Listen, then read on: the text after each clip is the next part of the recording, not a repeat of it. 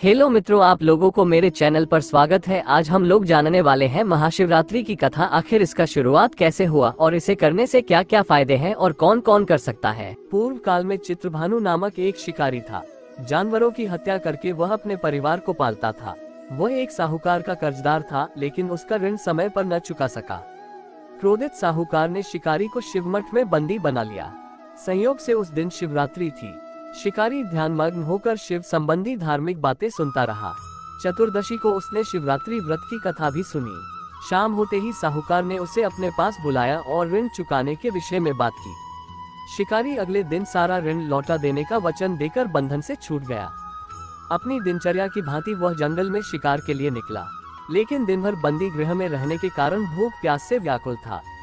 शिकार खोजता हुआ वह बहुत दूर निकल गया। जब अंधकार हो गया तो उसने विचार किया कि रात जंगल में ही बितानी पड़ेगी। वह वन एक तालाब के किनारे एक बेल के पेड़ पर चढ़कर रात बीतने का इंतजार करने लगा। बेल वृक्ष के नीचे शिवलिंग था जो बिल्वपत्रों से ढका हुआ था। शिकारी को उसका पता न चला। पड़ाव बनाते समय उसने जो टहनियां तोड़ी वे संयोग से शिवलिंग पर गिरती चली गई। इस प्रकार दिन भर भूखे प्यासे शिकारी का व्रत भी हो गया और शिवलिंग पर बिल्वपत्र भी चढ़ गए। एक पहर रात्रि बीत जाने पर एक गर्भिणी हिरणी तालाब पर पानी पीने पहुंची। शिकारी ने धनुष पर तीर चढ़ाकर ज्यों ही प्रत्यंचा खींची, हिरणी बोली, मैं गर्भिणी हूँ, शीघ्र ही प्रसव करूंगी। तुम एक साथ दो जीवों की हत्या करोगे, जो ठीक नहीं है। मैं बच्चे को जन्म देकर शीघ्र ही तुम्हारे समक्ष प्रस्तुत हो जाऊंगी, तब मार लेना।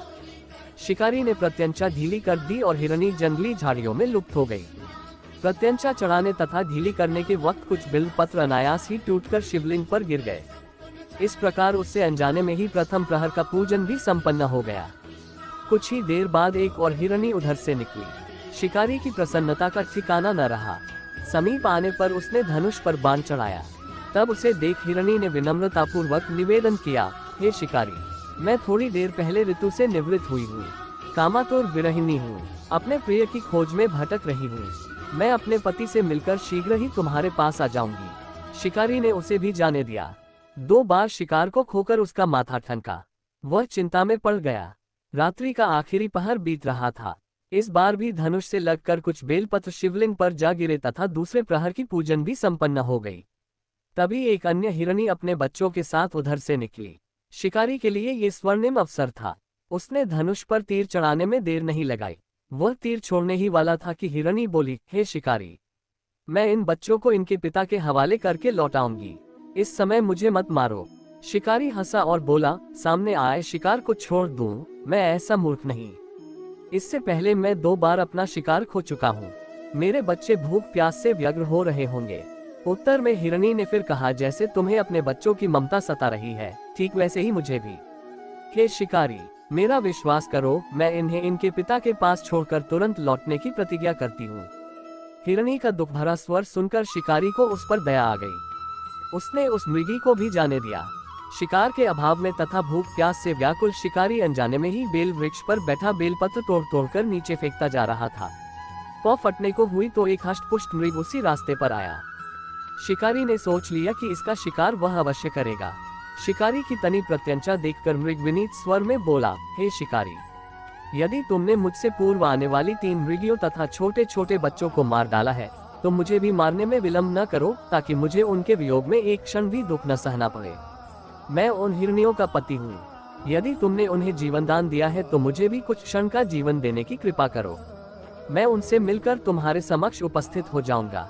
मृग की बात सुनते ही शिकारी के सामने पूरी रात का घटनाचक्र घूम गया। उसने सारी कथा मृग को सुना दी। तब मृग ने कहा, मेरी तीनों पत्नियां जिस प्रकार प्रतिज्ञाबद्ध होकर गई हैं, मेरी मृत्यु से अपने धर्म का पालन नहीं कर पाएंगी।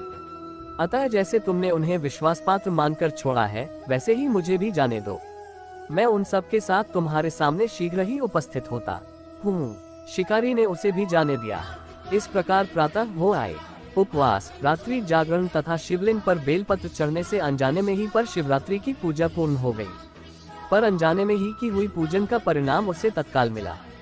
शिकारी का हिंसक हृदय निर्मल हो गया। उसमें भगवत शक्ति का वास हो गया।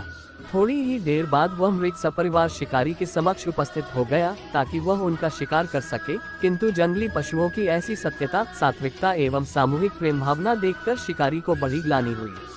उसने मृत परिवार को जीवन दान दे दिया।